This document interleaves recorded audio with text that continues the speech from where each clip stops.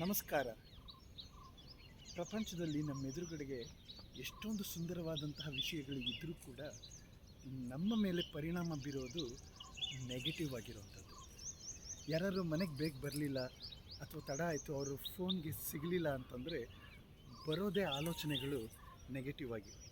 ಎಷ್ಟೊಂದು ಸಂತೋಷದ ಗಳಿಗೆಗಳನ್ನು ಹಂಚ್ಕೊಂಡಿರ್ತೇವೆ, ಆದರೆ ಏನಾದರೂ ಮನಸ್ತಾಪ ಬಂತು, ಜಗಳ ಆಯಿತು ಅಥವಾ ಇನ್ನೇನಾದರೂ ನೆಗೆಟಿವ್ ಆಗಿ ಆಯಿತು ಅಂತಂದರೆ ಆ ಸಂತೋಷದ ವಿಷಯಗಳೆಲ್ಲನೂ ಮರೆತು ಹೋಗುತ್ತೆ. ಬರೀ ನೆಗೆಟಿವ್ ಆಗಿರೋದು ತುಂಬ ಕಾಡ್ತದೆ. ಯಾತಕ್ಕೆ ಈ ನೆಗೆಟಿವಿಟಿ ಅನ್ನೋದು ಇಷ್ಟೊಂದು ಪವರ್ಫುಲ್ ಆಗಿದೆ? ಈ ನಕಾರಾತ್ಮಕವಾದ ವಿಷಯಗಳು ಆಳವಾಗಿ ಯಾತಕ್ಕೆ ನಮ್ಮಲ್ಲಿ ಇರ್ತದೆ? ಮಧುರವಾದ ನೆನಪುಗಳು ಬೇಗ ಮಾಸಿ ಹೋಗ್ತವೆ, ಆದರೆ ಇದೇ ಕಹಿ ನೆನಪುಗಳು ಬೇಗ ಮಾಸೋದೂ ಇಲ್ಲ ಮತ್ತು ಗಾಢವಾಗಿರ್ತದೆ, ಬಹುಕಾಲ ಇರ್ತದೆ. ದಿ ಪವರ್ ಆಫ್ ನೆಗೆಟಿವಿಟಿ ಏನದು?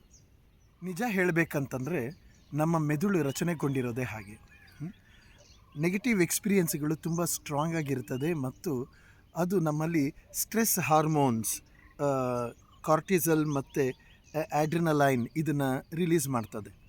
ಯಾವಾಗ ಹೀಗೆ ಈ ಸ್ಟ್ರೆಸ್ ಹಾರ್ಮೋನ್ ರಿಲೀಸ್ ಮಾಡಿದಾಗ ಅದು ನಮ್ಮ ನ್ಯೂರಾನ್ಸ್ಗೆ ಕನೆಕ್ಟ್ ಆಗಿ ಈಗ ನೆಗೆಟಿವ್ ಆಗಿರುವಂತಹ ಮುಂದೆ ಒದಗುತ್ತಲ್ಲ, ಅದಕ್ಕೆ ಹೇಗೆ ಪ್ರಿಪೇರ್ ಆಗಬೇಕು ಅದು ಎಲ್ಲದಕ್ಕೂ ಕೂಡ ಅದು ಮುನ್ನೆಚ್ಚರಿಕೆಯನ್ನು ತಗೊಳ್ಳುತ್ತದೆ. ಈಗ ಒಂದು ಭಯ ಆಗತ್ತೆ ಅಂತಂದರೆ ಭಯ ಅನ್ನೋದು ಅದರಿಂದ ಹೊರಗಡೆ ಹೇಗೆ ಬರಬೇಕು, ಎಚ್ಚೆತ್ತುಕೊಳ್ಳೋದು ಮತ್ತು ಆ ಭಯದಿಂದ ತಪ್ಪಿಸ್ಕೊಳ್ಬೇಕು, ಅಪಾಯದಿಂದ ತಪ್ಪಿಸ್ಕೊಳ್ಬೇಕು, ಇದು ಹೋರಾಡಬೇಕು ಅಥವಾ ಓಡಿ ಹೋಗಬೇಕು, ತನ್ನ ಅಸ್ತಿತ್ವದ ಉಳಿವಿನ ಪ್ರಶ್ನೆ ಆಗಿರ್ತದೆ. ಇದು inbuilt ability of our brain, ನಮ್ಮ ಮೂಲ ಗುಣ ಅದು.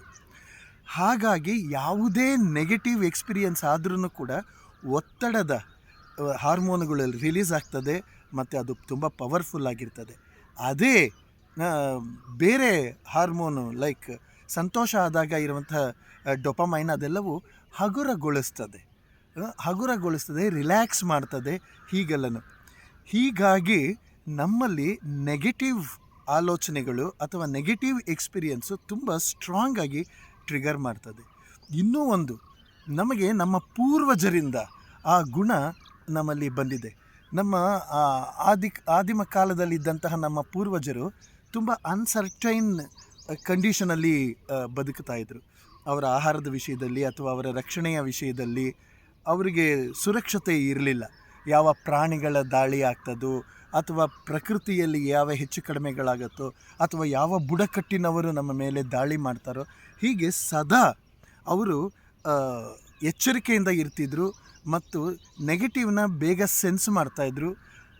ಹಾಗಾಗಿ ನೆಗೆಟಿವ್ ಆಲೋಚನೆಗಳು ಬರುವುದು ಮನುಷ್ಯನಿಗೆ ಬಹಳ ಸಹಜವಾದದ್ದು. ಅದ್ರ ಬಗ್ಗೆ ಏನೋ ದೊಡ್ಡ ರೋಗ ಬಂದಿದೆ ಅಂತ ಅಂದುಕೊಂಡು ಆಲೋಚನೆ ಮಾಡಿಕೊಂಡು ಅಥವಾ ಕುಗ್ಗುವ ಅಗತ್ಯ ಇಲ್ಲ. ಆದರೆ ಇದನ್ನು ನಿವಾರಿಸಿಕೊಳ್ಳುವ, ದಾಟುವ ಅಗತ್ಯತೆ ಖಂಡಿತ ಇದೆ. ಆಯಿತು, ಈ ನಕಾರಾತ್ಮಕವಾದಂತಹ ಪ್ರಭಾವಗಳು ತುಂಬ ಸಹಜ ಮತ್ತು ಅದು ಪರಿಣಾಮಕಾರಿಯಾಗಿರ್ತದೆ, ತೀವ್ರವಾಗಿರುತ್ತೆ, ನಿಜ. ಆದರೆ ಇದು ನಮ್ಮ ನೆಗೆಟಿವ್ ವರ್ತನೆಗಳಿಂದ ಮತ್ತು ಈ ನಮ್ಮ ಸ್ಟ್ರೆಸ್ಗಳಿಂದ ಏನಾಗ್ತದೆ, ಮತ್ತಷ್ಟು ನೆಗೆಟಿವ್ ಪರಿಣಾಮಗಳೇ ಆಗ್ತಾ ಹೋಗ್ತದೆ. ಅದರಿಂದ ಹೊರಗಡೆಗೆ ಬರಬೇಕಾಗಿರೋದು ಖಂಡಿತ ಅನಿವಾರ್ಯ ಮತ್ತು ಅದನ್ನು ಸಾಧ್ಯ ಕೂಡ. ಯಾವುದೇ ನಮ್ಮದು ಜೆನೆಟಿಕ್ ವಿಷಯದ ಆಗಿದ್ದರೂ ಕೂಡ, ಅದು ನಮ್ಮ ನೇಚರ್ ಆಗಿದ್ರೂ ಕೂಡ ನಾವು ಅದನ್ನು ನರ್ಚರ್ ಮಾಡಬಹುದು, ಪಾಸಿಟಿವ್ ಆಗಿ ನಾವು ಮಾಡಬಹುದು ನಮಗೆ ಬೇಕಾದ ಹಾಗೆ.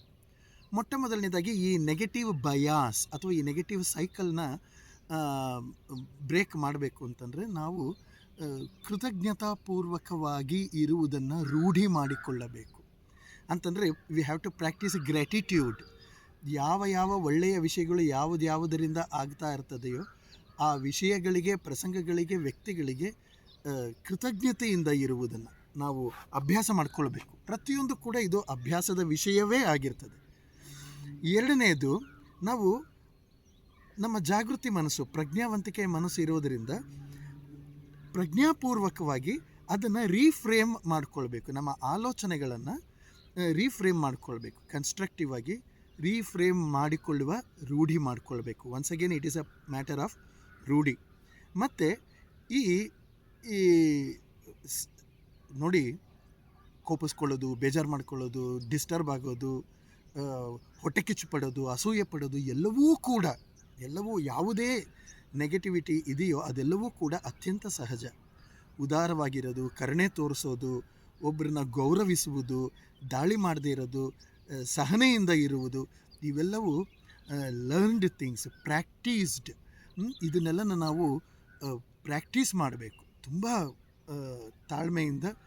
ಯಾವುದೇ ಒಂದು ಡಾನ್ಸ್ನೋ ಅಥವಾ ಮ್ಯೂಸಿಕ್ನೋ, ಗಣಿತವನ್ನು ಅಥವಾ ಯಾವುದನ್ನೇ ಆಗಲಿ ನಾವು ಪ್ರಾಕ್ಟೀಸ್ ಮಾಡುವ ಹಾಗೆ ಇದನ್ನು ಕೂಡ ನಾವು ಪ್ರಾಕ್ಟೀಸ್ ಮಾಡಬೇಕು. It is it is A learned and earned qualities.